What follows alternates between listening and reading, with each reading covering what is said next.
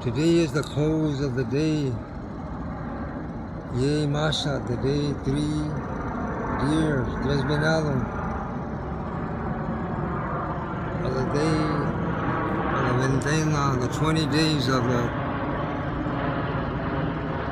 Huehuecoyotl, also known as July 16th, Monday of the year Gregorian 2018. In our calendar it's called the Tupak Huehuecoyotl, the year 6 rabbit.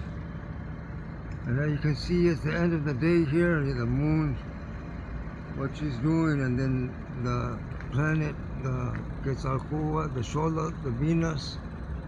There's cycles like that that are also happening. But today we're going to make a quick one, a report, because of what we're speaking of, the coverage that's being presented throughout the media around the world. So much uproar is being channeled, is being communicated through all of the social media, talking about what happened, what didn't happen over there in Helsinki, in Finland. And we're here to remind again, to bring it back together, to remind once again, this is nothing new again.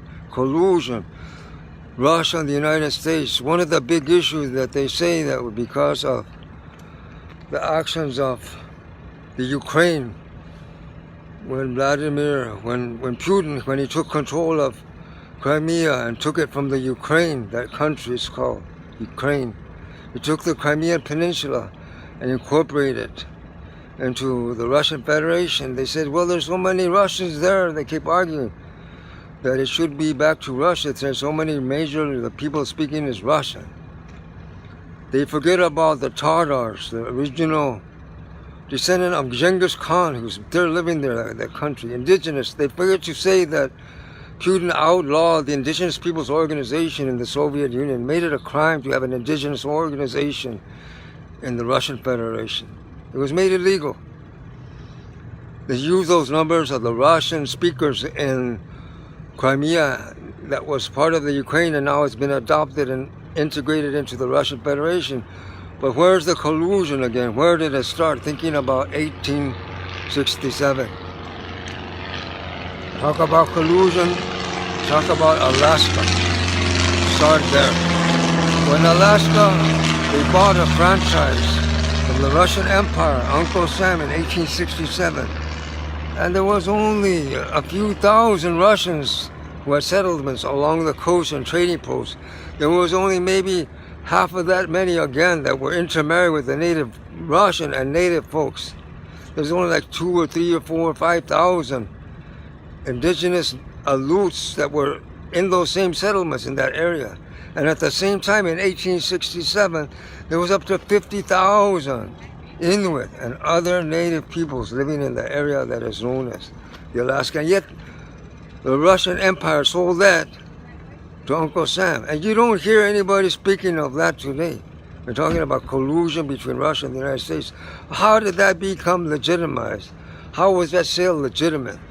How did that territory later then become incorporated as a state into the United States of America in 1959? Take that one, use that as an example, and then look at the Crimea. Look at what happened with the Ukraine, and you can see this is again nothing new. But the main story now here is what? There is a titanium encased flag of the Russian Federation buried underneath the North Pole. Don't look for Santa Claus no more. It's not going to be Santa Claus coming out of the North Pole. It's going to be Putin.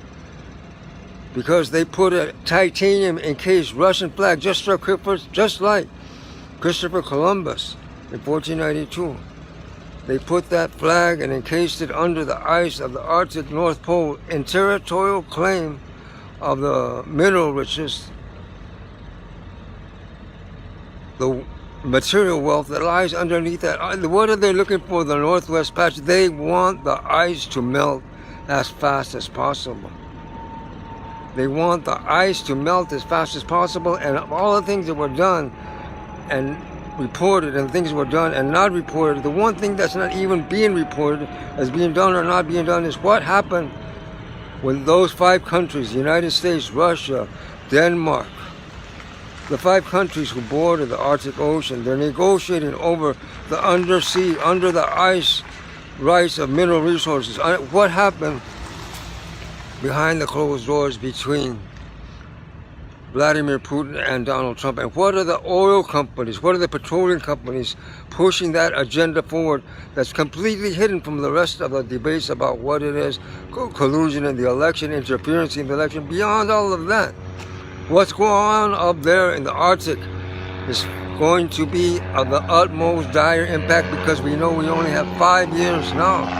Our relatives, the Aotearoa folks told us, we only have 5 years as not only the indigenous but all peoples of the earth grab a handle to bring to bear actions that are going to mitigate the effect of the emissions of the fossil fuel industry into the atmosphere, the global warming that's making that ice melt at such an accelerated rate. The point being that this is exactly what they want. They want that ice to melt because they already have their claims under the ice.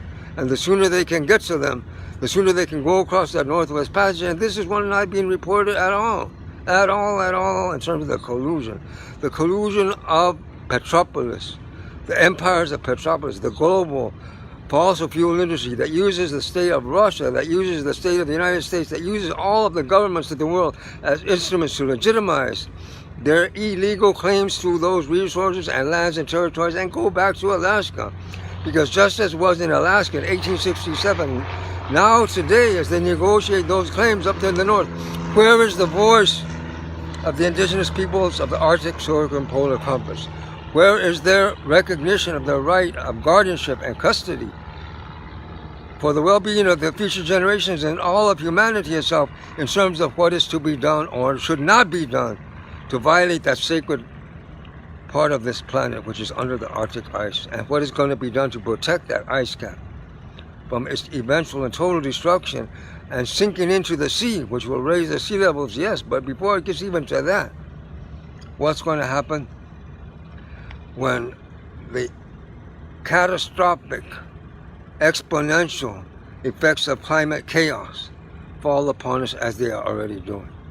And this is the climate dimension of the study that's not being reported in all of the brouhaha back and forth about Putin and Trump, the TrumPutin of the Northwest Passage, like it said. Because this is the real story that's underlying and behind all of these geopolitical machinations and manipulations that these government states are trying to present themselves as if they were legitimate representatives of the human rights of all human beings. And we know for a fact, because they're looking at the bottom line only, what they can extract and exploit and expropriate illegally from Mother Earth, that they do not have a single consideration for the human rights of the future generations. They're only interested in the bottom line of their corporations, of their oligarchies. It's no longer the king and the queen, or even the republic or the republics. It's the oligarchies and their global financial entities of the capitalistic system that are driving these agendas. And the agenda is also to be hidden so that the people will not come to the awareness, the consciousness, much less the critical consciousness which will command action to be done to stop this atrocity, the atrocity being named as terroricide, terroricide, terroricide. The destruction of the capacity of Mother Earth, the destruction of the capacity of Earth to be a mother to the future generations. Tupak Huehuecoyotl, Ayo.